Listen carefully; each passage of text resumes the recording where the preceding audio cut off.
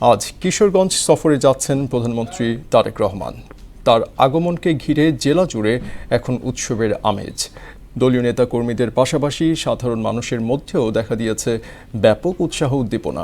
চলছে শেষ মুহূর্তের প্রস্তুতি, নেওয়া হয়েছে কঠোর নিরাপত্তা ব্যবস্থা। ওমর সিদ্দিক রবিনের প্রতিবেদন জানাচ্ছেন মাহমুদা আক্তার।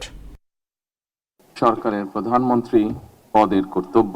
প্রধানমন্ত্রী হিসেবে দায়িত্ব গ্রহণের পর প্রথমবারের মতো কিশোরগঞ্জ সফরে যাচ্ছেন প্রধানমন্ত্রী তারেক রহমান। ১৬ই আগস্ট পাকুন্দিয়ার মির্জাপুরে জাতীয় মৎস্যপক্ষ উপলক্ষে মাছের পোনা অবমুক্তকরণ, ঐতিহাসিক শোলাকিয়া ঈদগাহ ময়দানে বিভিন্ন উন্নয়ন কার্যক্রমের উদ্বোধনের পাশাপাশি বৃক্ষরোপণ কর্মসূচিতেও অংশ নেবেন তারেক রহমান।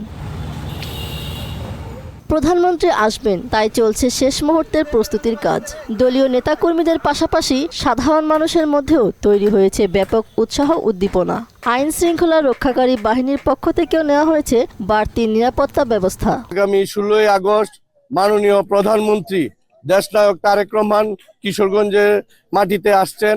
আমরা কিশোরগঞ্জ জেলা যুব দল অত্যন্ত আনন্দিত। সাধারণ জনতার মধ্যে একটা উৎসব মুখর পরিবেশ আমরা লক্ষ্য করতে পারছি।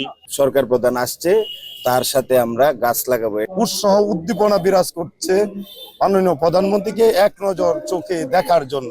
প্রধানমন্ত্রী জনাব তারেক রহমান উনি উনার আম্মার দেওয়া প্রতিশ্রুতিগুলি আমাদের এই কিশোরগঞ্জের উন্নয়ন কল্পে যে প্রতিশ্রুতিগুলি ছিল সেই প্রতিশ্রুতিগুলি উনি বাস্তবায়ন করবেন।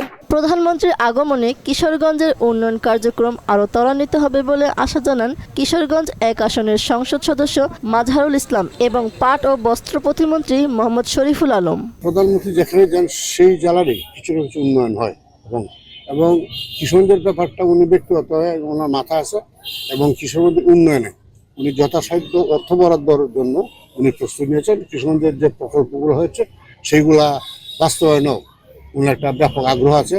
এটা আমাদের জন্য একটা বড় সুযোগ। মাননীয় প্রধানমন্ত্রী আসছেন, কিশোরগঞ্জ উন্নয়নেও অনেক সহায়ক হবে।